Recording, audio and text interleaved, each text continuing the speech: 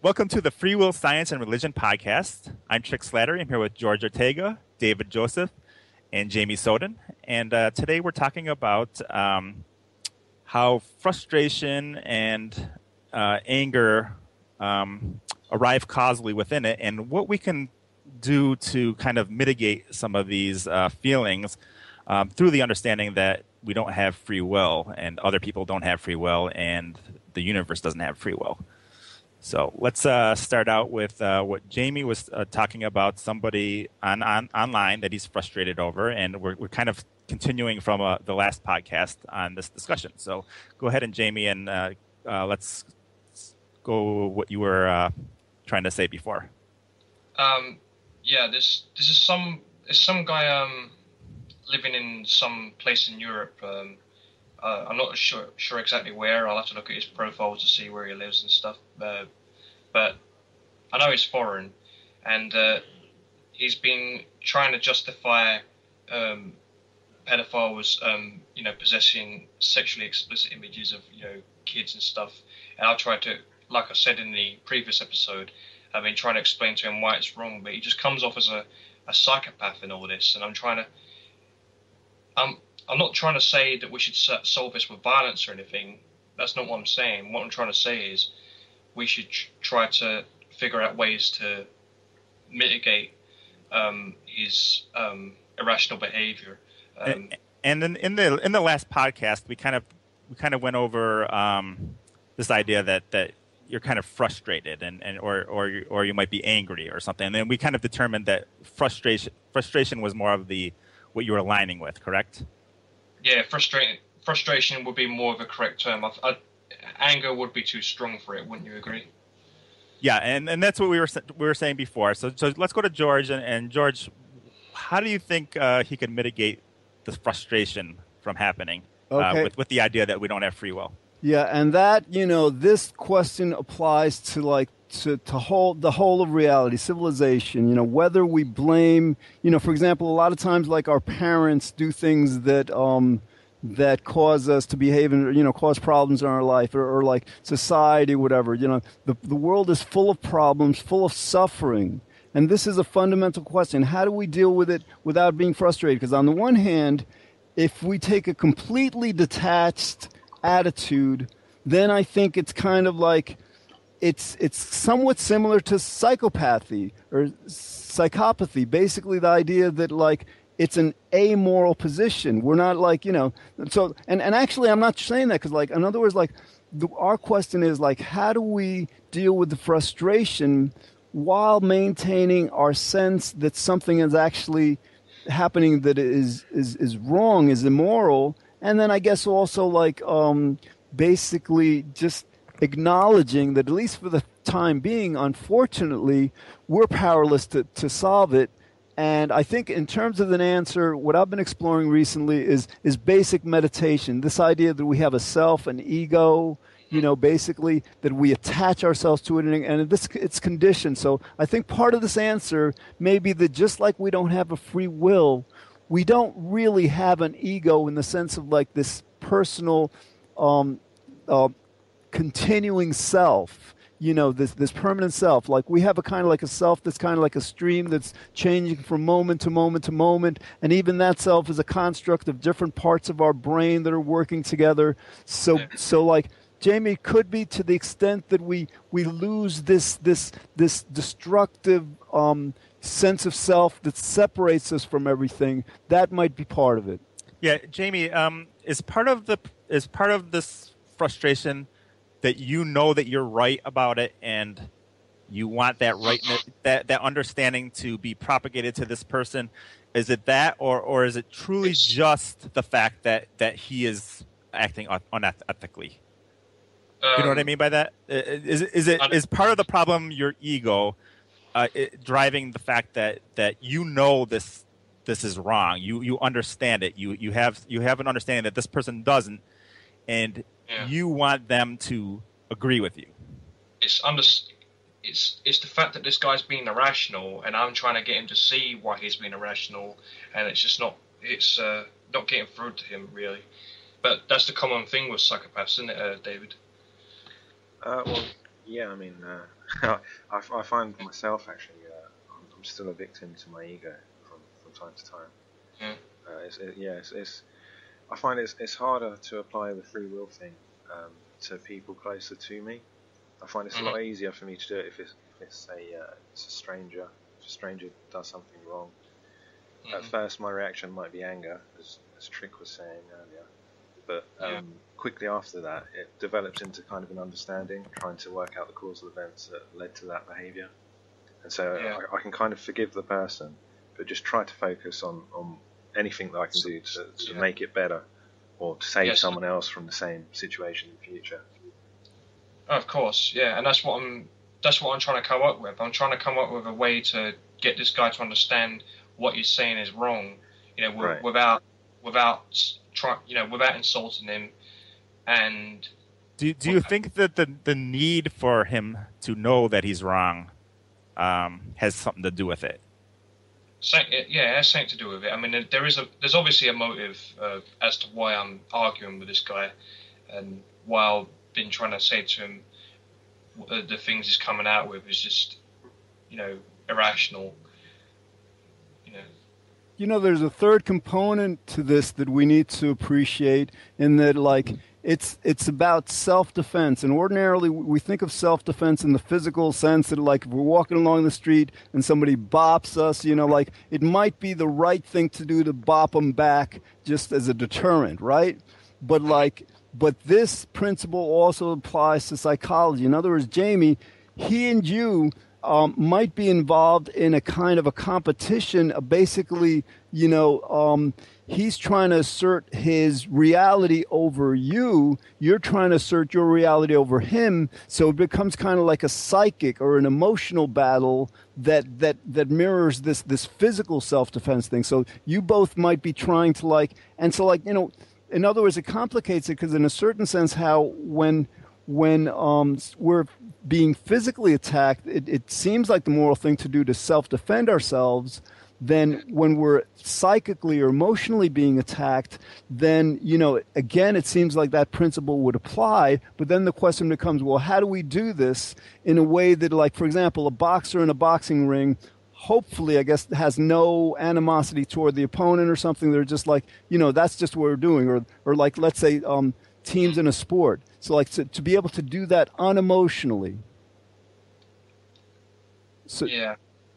But I've got to come up with something to try and get this guy to understand, what you're saying is wrong. Like David Joseph said, you try to understand the person, then you come up with solutions to try and prevent their behavior from happening in the future. You know what I mean? Well, Jamie, how about let's say worst case scenario, the person, for whatever, you can't blame him. He's not very bright. He's not very educated. He might be psychopathic. Who knows? And like, you've come to the conclusion that it doesn't matter what you said. You could talk to him for like 5 years and he still wouldn't get it. What's the resolution at that point? Well, since he lives in another country, I mean, it's out of my hands, really. I would give up long before then if he continues. I mean, I'm just getting to the point where, I'm thinking there's no talking sense into this guy. And if I can't, find a solution to this problem, I'm just probably going to block him, And that feels good, right? That feels right. Well, it's just to eliminate the frustration that I was talking with Pat, Trick Slattery about earlier.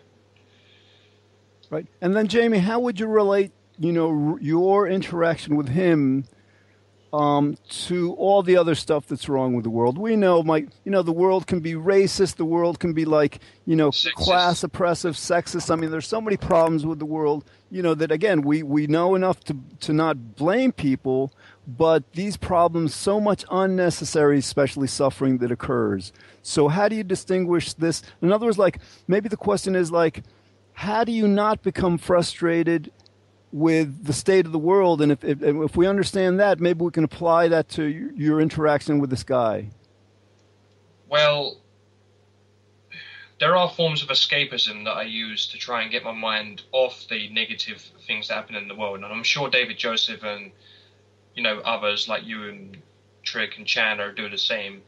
I just use forms of entertainment to get my mind off the negative in the world, whether it be video games or watching documentaries or, it's same kind of things. Because I like documentaries about wildlife, and I told David Joseph about this, didn't I, David?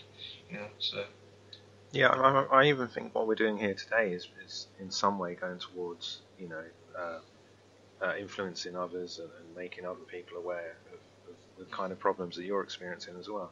So even just doing this, I think, it's a kind of a chink in the armour towards making a better solution for all the problems. So. Jamie, let me ask you this question, because you play video games, right? You're good at video games. How frustrated do you get when you play them? Do you get frustrated at the villains or whatever? I don't know that if they get you. Sometimes, yeah, but not all the time. Sometimes games can be pretty fun, especially when you get far in them, and you hoped that you won't get a power cut or something else that will interfere with it. You know what I mean? Right. So let's look at just the worst game that you totally get frustrated playing, and let's just take that and say how comparatively are you more frustrated with that game than you are with the person that you're talking to? Are you less frustrated, and why? I don't. Is it possible for you to play a video game and get frustrated at something that happens within the video game itself? Yeah. To the extent that you are for this person that you're debating. Oh no, not that kind of frustration. Okay. That's different. That's because you understand something about the video game. Yeah, I understand the video game is still, programmed. It's still AI. Right. It's programmed. It's AI. It's something that. Right, and the same thing with this person. He's programmed. He's not really AI. We don't call him AI because he's not. But the analogy still is there. He is causally programmed. So if you think of it more as like a video game, more like this whole communication with this person as a video game. He's a conscious part of this video game, but you can try to do the things that you're trying to do to. Play the game and make it so he understands, and that's kind of you winning the game if he does understand. But if he doesn't understand, it's you kind of losing that game, that part of the game. But it's still kind of like the video game. So if you think of it that way, you can only get to the frustration point that you can in a video game, basically. Yeah. It doesn't matter how frustrated you get. It doesn't change the fact that something bad happened, does it, David? You know what I mean? Yeah. But yeah, I mean, I like what Trick was saying about him, the AI in the video game. Just think of him as like the end of game boss. And here's the thing, and so right, Trick's right. I mean, essentially, if you mechanize it, if you remind yourself that like there's no difference between like a computer or a robot and this person, that helps. But what we're up against now is like, yes, we get this, right? But we have been so powerfully conditioned with this free will belief that it's not, it's a step in the right direction to get it, but then we also have to figure out how to understand this so well that we can apply it. And I think, naturally, I think this podcast, for example, when we're talking in this way, I think we're doing something toward this aim that I doubt is happening anywhere in the world. I mean, this is very pioneering, but essentially in our effort to kind of like help the world understand how beneficial this is going to be part of our challenge, because like a lot of people will say to themselves, well, fine, we don't have a free will, I get this, but it doesn't matter, right? Nothing changes. So basically, and one of the reasons they might say that is because they say, well, fine, I realize, this person doesn't have a free will, but they do something and I'm still frustrated by what they do, or I'm still frustrated by what the universe does. So like we have to kind of like explore, Jamie, relative to your context, you get that this person is operating causally just like a machine with artificial intelligence and all. But then the question becomes, how can you intensify, make that understanding stronger so that you don't just intellectually understand it, but you integrate it into your whole behavior, and your whole perception of the interaction. Yeah, well, in that case, like with one of the Borderlands 2 bosses, I don't know if you played Borderlands, David Joseph, but I have. yeah, like that boss Terramorphous, which took a long time to kill, by the way, with me and my friends in it. I should treat this situation with this guy I'm arguing as, how can I put it? Just take some time out, take some time to chill if I have to, because if that's the only thing I can do, then I'm gonna have to take it, Right. If you can't beat the boss villain or whatever in the video game, then yeah, just take some time out and chill. Understand that it's just a game. Yeah. When no, never mind. I had a thought, but I lost it. It almost sounds like you're blaming yourself to a certain point as well. For not being able to get That's through. a great point, David. Yeah, for not being able to. I do blame myself to some degree, yeah, because I think sometimes I think I come out with the wrong things sometimes. And I do admit that I've misphrased things in the past and I've caused some confusion with some people, and that I do regret, and I am sorry for. And I did clarify the stuff that I meant. But this is a different scenario. I did not misphrase things so far with this guy. It's just the fact that he's not yet understanding the things that he's saying are just irrational, like I've been saying from the beginning. All right, Jamie, I got an idea. You like to write, right? You're on Twitter and on chat rooms a lot, typing, right? Just writing stuff out. Well, I don't use WordPress.com. I'm not really a big blogger, man. All I do is I put my opinions on my Facebook wall sometimes. Sometimes I chat to my friends like Anthony Bishop or Chandler Klebs. Or people. I talk to people on Xbox Live, and they're all. All right, so fine. So you don't ordinarily blog, but the suggestion is create. If you don't have a WordPress blog already, just create it, right? And then basically you're writing kind of you can even write a fictionalized account. In other words, the fictionalized account is you're basically describing what you've been describing to us today, right? And the fictionalized part of it is that you describe in the blog how you succeed at getting over this frustration at that person and at yourself for not being able to convince them. In other words, you basically write down the rationales that we've been exploring, because that's I think one strategy that we can all use to basically more strongly integrate this. Yeah, but if I was to make a blog, I'd have to be very careful not to make typos or misphrasings, because I've been known to misphrase things and do typos in the past. And Chandler Klebs admits to doing typos as well. You know what I mean? He gets frustrated by that. Well, Jamie, here's the thing. I tend to be a bit preoccupied with that. Also, maybe a lot of us are. In a certain sense, does it really matter? Because basically, you're doing this exercise for yourself. So in other words, if you have 20 typos there, that's all right. Yeah, I probably have one or two typos in each of my blog posts that I have. So yeah.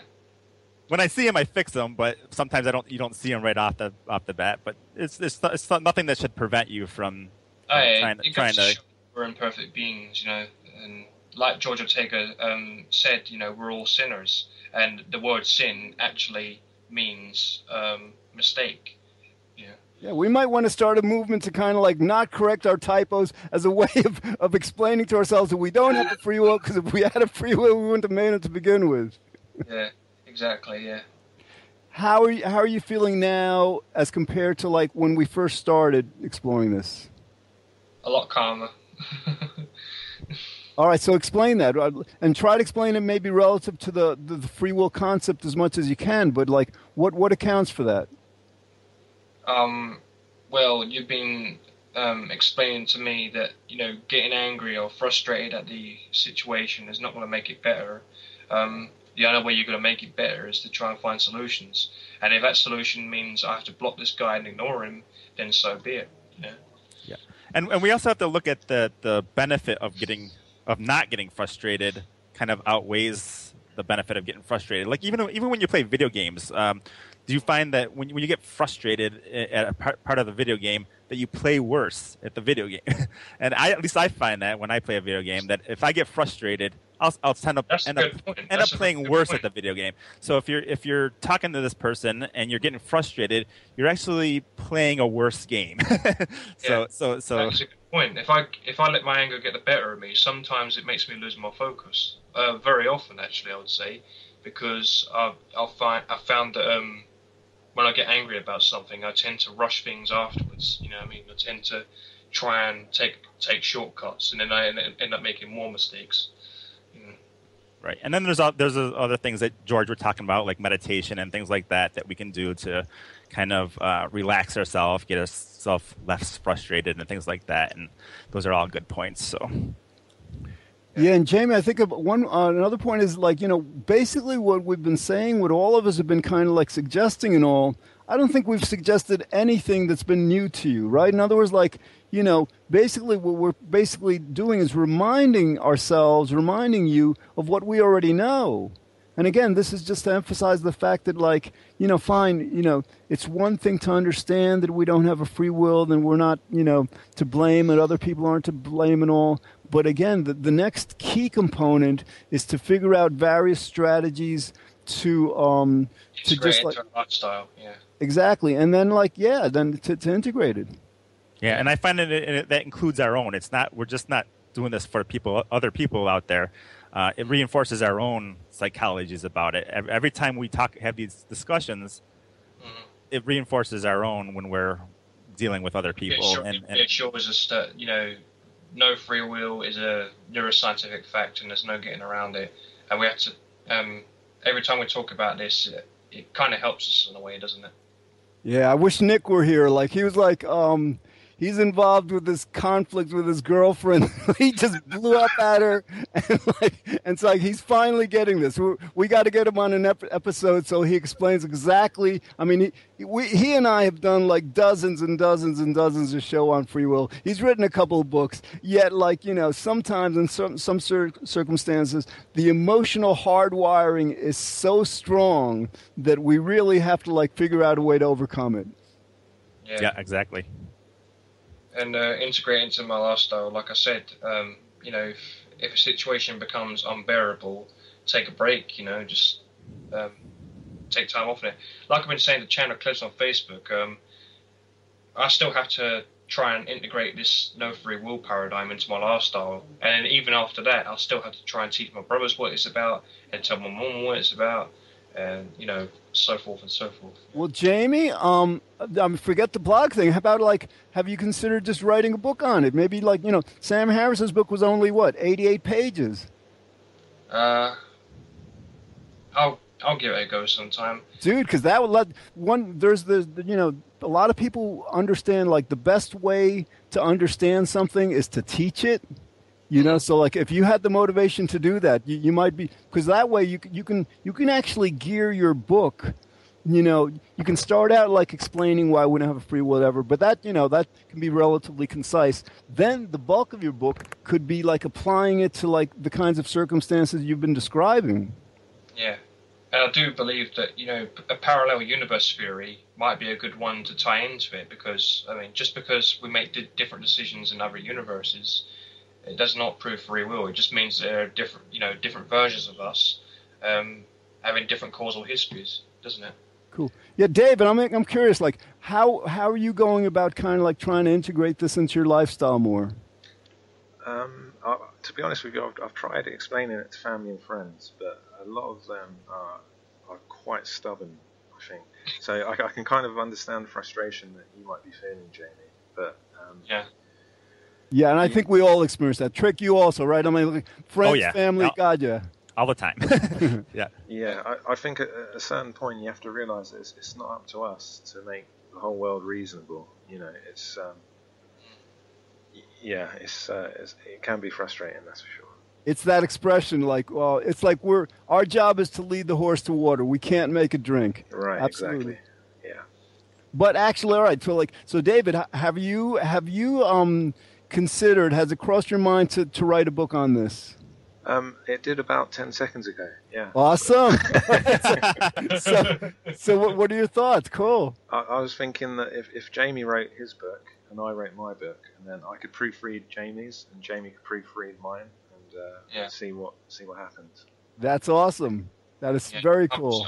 Yeah. Because actually you Brits are actually leading. I don't know if you know, like there's like James B. Miles, a UK academic, just published a book in April on free will. Then there's another guy, major philosopher, John Gray's coming out with a book, I think in about 10 days, called, I think, The Soul of the Marionette. You know, so then you got John Pierce, you got Galen Strawson. I mean, like, you know, it's like the UK is really like, you know, really leading this to a great extent. You've got to think Richard Orton, the lawyer. Right, yeah, and very soon it'll be David Joseph and Jamie Soden. All right. All right, so like what else? We got about 3 minutes? Yeah, it's shown about 2.5 minutes, something like that. Yeah. Okay. So yeah, all right, so let's reiterate. Basically, you know, it's... we've got to like not just deal with understanding that we human beings don't have a free will. We also have the challenge of not getting frustrated with or getting angry at the universe, at reality, you know, and that's not enough because like then we have to kind of like be able to like, you know, do this well enough to like, you know, do it pretty much at will. And actually this, you know, as a kind of like an ending point in a sense, this is going to become much, much easier the more people get this. Because I think what's acting against us is like, yeah, we can go anywhere, talk to anyone, and they're going to be like really steeped in this free will belief thing. So when everybody's out of their minds, you know, it's hard for us to maintain our sanity with this. Exactly, and for Jamie doing the online debate thing with people, it's not just the fact that he can't convince the person. I'm sure it's another thing that plays into the causality of it is the fact that person probably gets frustrated at the conversation, and then when they get frustrated, they probably come out with words that are ad hom attacks and things like that lead to more frustration and things like that. So it's the fact that he doesn't recognize the free will thing either. So it all plays into each other. Oh yeah, the more people understand this, the easier it'll be for all of us to like really, you know, integrate it and put it into our lives. Yeah, what I've been trying to explain to this guy, you know, that he used an add-on attack on me, right? He was assuming that I was saying all kids were mentally retarded or something along them lines. I said to him, you know, you're using conjecture. I never said that all kids were mentally retarded. You know what I mean? He's the one who's saying that they had a free will to put naked images of themselves online, and I'm trying to explain to him they've been manipulated to do these kinds of things. You know what I mean? Right. And you know, it's not a thought crime. You know, when you're talking about this is not a thought crime. This is an actual crime that needs to be dealt with, and just, oh my God, man. I hear you. The frustration's back. we charge about $50 an hour, don't we, guys? Yeah. Yeah. All right, Trick, you want to end this so we'll start the next one? Sure. You've been listening to Free Will, Science, and Religion podcast. Take care. Okay, I see everyone.